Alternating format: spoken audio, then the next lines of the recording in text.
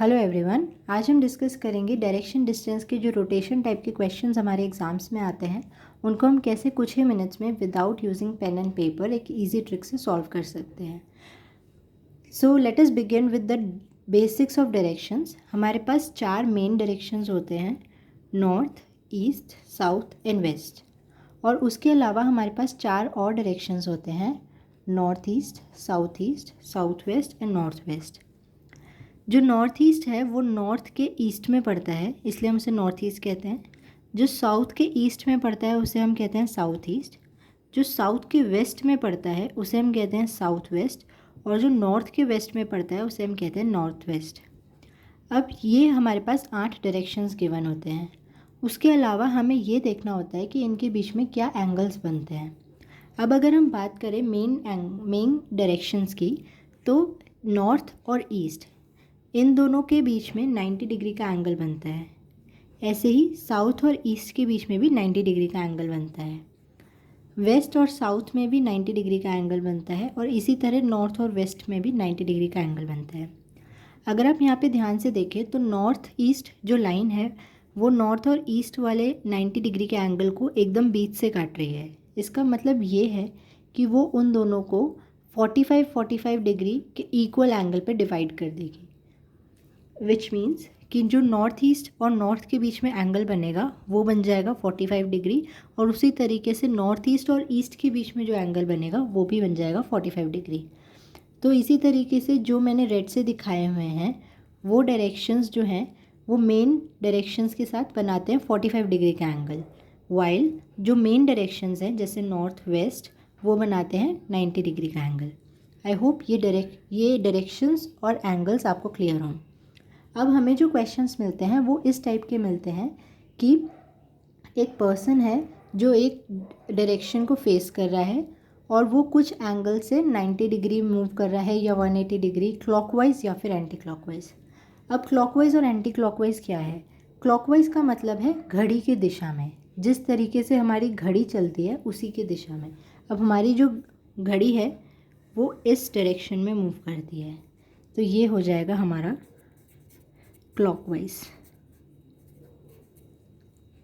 अब दूसरा आता है एंटी क्लॉकवाइज। एंटी क्लॉकवाइज का मतलब है घड़ी के विपरीत दिशा में, opposite to the direction in which the clock moves, which means in this direction. ये हो जाएगा हमारा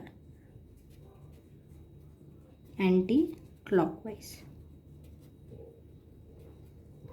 ये हो गया हमारा क्लॉकवाइज और ये हो गया हमारा एंटी क्लॉकवाइज।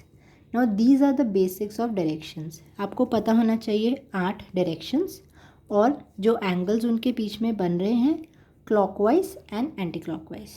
अब हम डिस्कस करते हैं एक क्वेश्चन, और उस क्वेश्चन को हम पहले बेसिक अप्रोच से सॉल्व करेंगे, उसके बाद हम उसे जो हमारी ट्रिक है उससे सॉल्व करेंगे।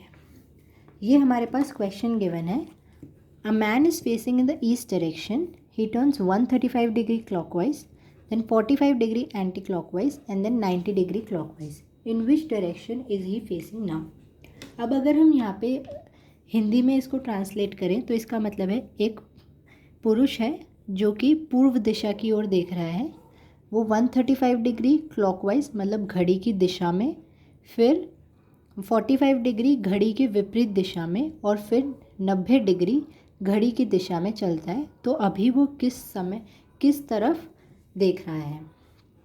तो अगर हम इसको पहले बेसिक अप्रोच से देखें तो उसमें पहले हम इसका डायग्राम बनाएंगे। ये हो गए हमारे 8 directions, north, east, south and west. North east,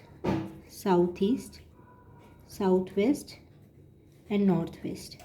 अब हमें पता है कि वो ईस्ट डायरेक्शन में देख रहा है और वो 135 डिग्री क्लॉकवाइज मूव किया है। अगर वो ईस्ट डायरेक्शन में है और फिर वो 135 डिग्री मूव किया है, इसका मतलब ये है कि वो साउथ वेस्ट डायरेक्शन में आ गया है। उसके बाद वो 45 डिग्री एंटी क्लॉकवाइज मूव करा, इसका मतलब वो वापस आ गया है साउथ डायरेक्शन में। एंड देन अगेन वो 90 डिग्री क्लॉकवाइज फिर से मूव किया, यहाँ से 90 degree clockwise, which means west direction. अब जो ये हो गया वो हो गया बेसिक अप्रोच, जिसमें आपको डायग्राम बनाना पड़ रहा है और आपको देखना पड़ रहा है वो किस डायरेक्शन में जा रहा है। इससे आपका आंसर आ जाएगा वेस्ट। अब हम देखते हैं कि ट्रिक से इसका आंसर कैसे निकालते हैं। अब हमें पहले ये देखना है कि वो किस डायरेक्शन में फेस कर रहा है, ईस्ट।